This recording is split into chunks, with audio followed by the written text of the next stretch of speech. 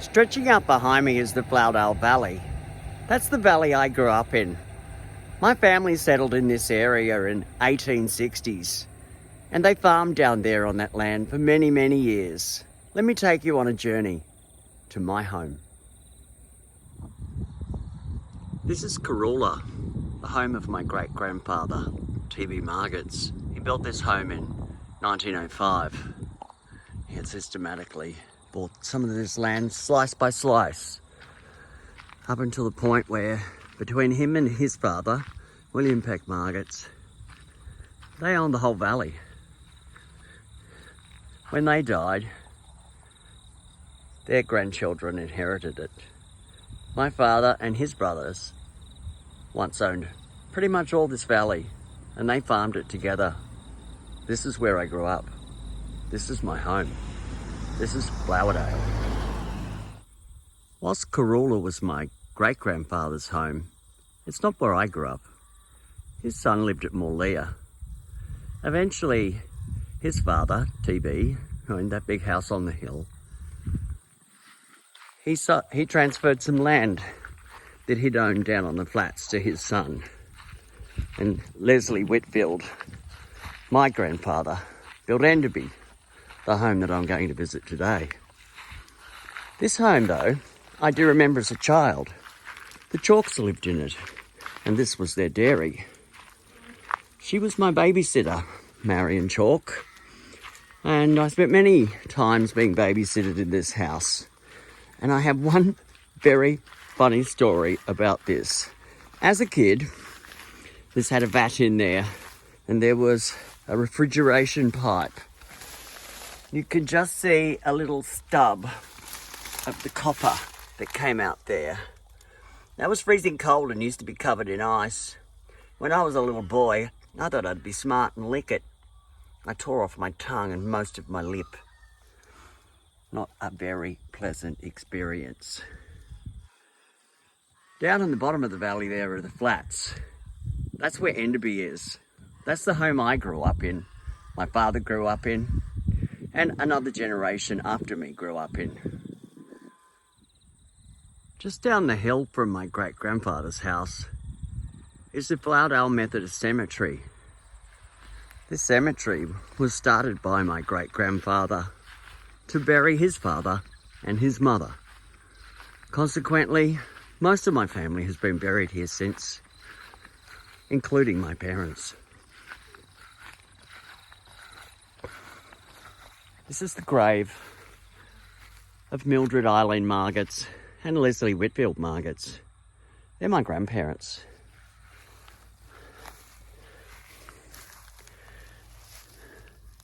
This is my mother.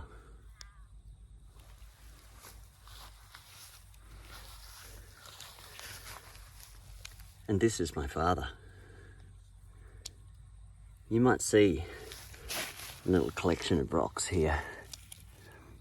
When I first put this plaque, I found this rock at the beach I was living on in South Golden Beach. So I came down here and I put it at my father's graveside. I love the way it has this heart inside the rock. And that started off a tradition of me collecting heart-shaped rocks and leaving them here.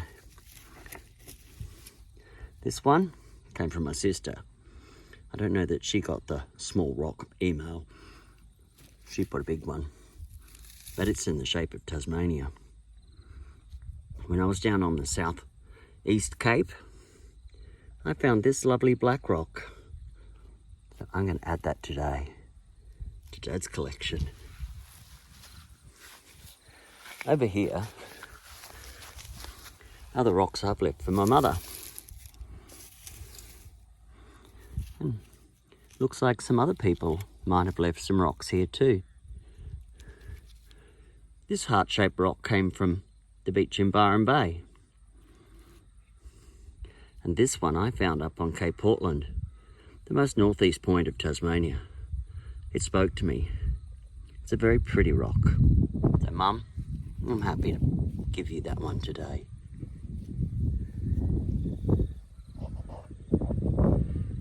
May you all rest in peace. This is the grave of William Peck Margetts, my great-great-grandfather. He immigrated out here in 1855 and settled this area. He's buried here with his wife Mary and also their 10-year-old son George Peck Margetts. Children died at a very young age here, quite frequently, mostly from drowning in the river or horse accidents. Behind the headstone of William and Mary, my great-great-grandparents, is the headstone of my great-grandfather's children. Infants, unfortunately, died here often. And this tombstone remembers 3 of his children, all of which died at a very young age. Mostly 2. T.B. Margetts married a woman called Lizzie White. She'd come from Launceston. They built this home together up on the hill. Now, they are buried in an unmarked grave. And I actually don't know exactly where it is. But since his kids are behind his father, and there is this empty space next to his father, I presume that Lizzie White and Thomas Butland Margetts, they lie there. I do know that they never had a gravestone because Dad made a point of telling me that when his parents died, they had a family pact that they would put a gravestone in immediately because his father had never gotten one. And that's why my parents have a resting place at the foot of my great-grandparents' grave, because they made sure that that headstone went in. When I was a child, at about the age of 3, I remember them putting in this headstone. Thomas Butland's daughter, Charlotte, is buried here. Next to my grandparents is the grave of Frederick Butland Margetts and Rita Hazel Margetts. That's Dad's eldest brother and his wife. My dad's best friend, Kevin Terry, known to us all as Tup, is buried here. I do like the fact that Tup and Bill are so close together. The name William Peck comes up often in my family. My father is William Peck Margetts, and his great uncle, who's buried in Hobart, is William Peck Margetts. His father is buried over there in the corner there. He's also William Peck Margetts, and his father died in Enderby in England in 1840. And his name is William Peck Margetts. I might be Grant, but my second name is William Peck Margetts. The Peck comes from a guy from about 1840, I think. No, 1740. And his name was Thomas Peck, and he was a town clerk who'd married one of the Margetts girls. So the Peck name has been handed down for many years. Even William Peck called his son George Peck Margetts. You don't have to drive down Prialina Road very far until you come across this yellow weatherboard house. This was my Uncle Lester's home. He was my dad's second eldest brother, and he farmed this property.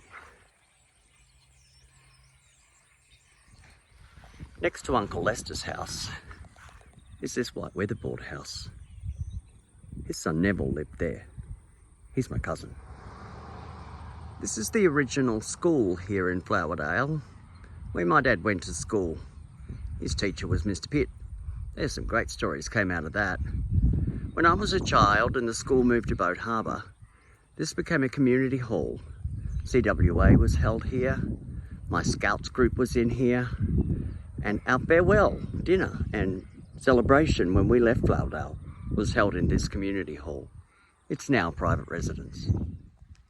This substantial red brick home was my dad's brother, Wes's home. He lived there with Marge and the rest of the kids. Those trees down there are the river. We lived on the other side of that river in Enderby. This red brick home was my cousin Roy's. His father was my dad's eldest brother, Fred. Fred lived in a weatherboard house behind this house, just up that driveway. His wife was Rita.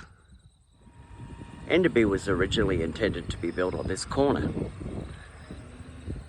TB, Dad's father's father, who lived up at the big house on the hill, came down to inspect the site, and he said to his son, "You can't put the house there.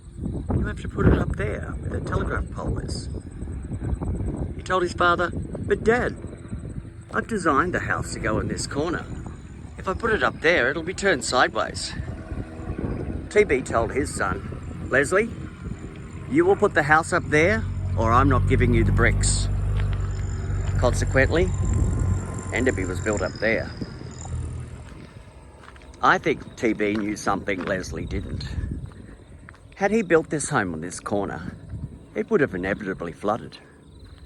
This is a floodplain, and when the river goes over, it covers everything you see in front of me, except the side of the home where Enderby's built. I think TB knew if his son built on that land, it was never going to flood. This is the river flats of Enderby. This land was granted to my great-grandfather TB Margetts in 1881. He eventually transferred it to his son Leslie Whitfield in 1923. He built Enderby in 1928. This was a river hole. This is where we used to come swimming. This river, full of blackfish. It's also full of crayfish, freshwater crayfish. They're giant and they're delicious. They're also incredibly protected. It's a $10,000 fine if you grab one today. But as kids, we ate tons of it. The Flowedale River wraps right round the property. There's about 5 kilometres of it in total. It's a beautiful place, and I always enjoy coming back here.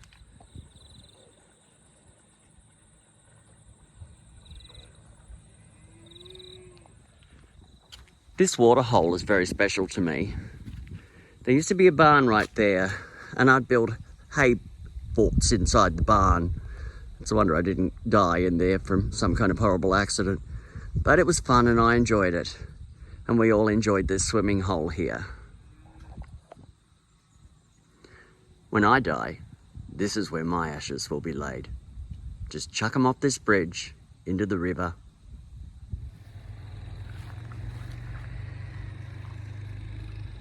This is the flats, the bottom part of our property, where the river goes all the way around it. We used to have lots of picnics and really enjoy ourselves down there on the bottom flats. One thing I know is you know you're home when your name's on the street you lived on. Today Enderby is owned by a new family, the McDonalds. They only recently bought the home. The farm has been sectioned off and sold to somebody else. They've invited me to come into the home tomorrow, so I'll be able to give you a bit of a tour. This is the flats, where we picnicked, where we fished, where Dad farmed, where we ran, frolicked, and swam in that river. It's truly my special home. I'm here at Enderby. This is the home I grew up in. It's the home my father grew up in. It's the home my grandparents built. Enderby was built out of bricks from the Wynyard Brick Company. The new owners graciously gave me one of the bricks today. That was my grandfather's company. This is our old clothesline. As kids, we used to swing on this busted to bits. Dad had come and bash us for wrecking the clothesline. You can still see the bends on it. This is the road to Table Cape, where the lighthouse is. And over there in the distance is Boat Harbour Beach. We'd go down and spend summers there at a shack, which is ironic. It's exactly 4 kilometres from home. We didn't go too far for holidays. Up on that hill was Boat Harbour Area School, and that's where I went to school. In 1973, it burnt down, and they had to rebuild it. It became Boat Harbour Primary School. It's still there today. It looks like pyrethrum planted in here this time. Often you'll come down here and find fields of poppies. It's opium. Tasmania grows 1/2 of the world's supply of medicinal opium. Dad and his brother Wes operated a gravel pit here for many years. Dad eventually handed the whole lot over to his brother Wes. Then the Wynyard Airport was built. The gravel that built it came out of here. When I was a young boy here in the late 60s, early 70s, New Year's Eve was a time for fun. We'd go out and tag local buildings. I could see someone got this one in 1970. I'm at the Wynyard Wharf. When I was a kid, we'd come down to these cray boats. They'd chop off the tails of crayfish and export it around the world. They'd be left with all the legs. They'd stick them in a chaff bag. We used to be able to pick them up for 50 cents. This is the old railway line, or tramway, that went from Flowedale Junction up to a coal mine at Prialina. I think this railway was probably built by James Norton Smith from Van Diemen's Land Company. This was our top property. On top of that hill, I used to sit at home. Somewhere up there's an old well. Vernon Elphingston, who owns this property today, tells me it's still sinking. I'll see if I can find it. Here you can see the rich nature of the soil here. It's degraded basalt, volcanic soil that came out of Table Cape, which was a volcano. It's some of the richest soil in Australia. The Elphingstons, who now own this top property, are growing potatoes here.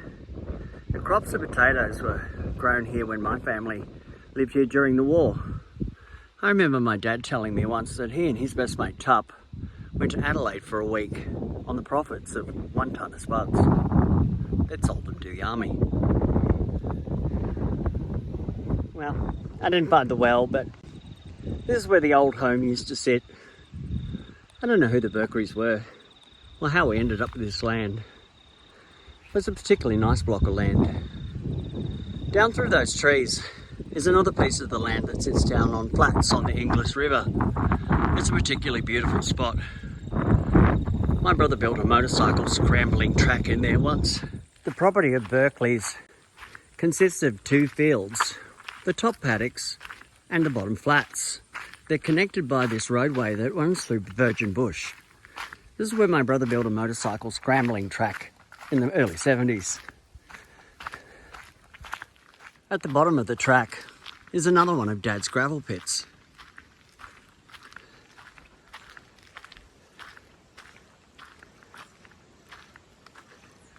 From here we used to be able to go up through the bush there to the top property of Bentley's. I'm now down on the bottom flats of Bentley's. It looks like someone's built a pretty nice shack down here. And my dad would be happy. They've turned into an Aussie Rules footy ground. How cool is that? Dad would love that. He loved his Aussie Rules footy. As I walk further down the track to the very bottom flats of the property, I'm reminded that that football ground that I just showed you with the shack, that's where my brother built the motorcycle scrambling track. Now I'm down on the bottom flats of Berkeries. This is the spot that's surrounded by the English River. This piece of land's actually bigger than I remember it. Look how green the grass is. Soil is so rich here. It's always this green. This is the English River. It flows around the bottom of the bottom part of the flats that we had up here at Berkeries. It flows from here down to Flowedale, where it joins up with the Flowedale River at the back of Uncle Fred's property. In total here in Tasmania, we had 500 acres of farm. It consisted of 150 acres down at the flats in Enderby where the home was, and up here at Berkeley's we had another 150, and up at Bentley's, again, another 150 acres. This cattle runners at our top property, this was called Bentley's. It's up here at Morlea. This is where Dad's grandfather lived before he was born and built the house down there at Enderby. This property is practically connected to Berkeley's below. We used to come up on Tubbs 4-wheel drive. It used to scare the hell out of me. Over there in the distance, you can see the town of Wynyard and Bass Strait. In the distance over there is Table Cape with the lighthouse. And down in the valley there you can see a big lake. That's on Uncle Wes's property, and that's where Enderby is.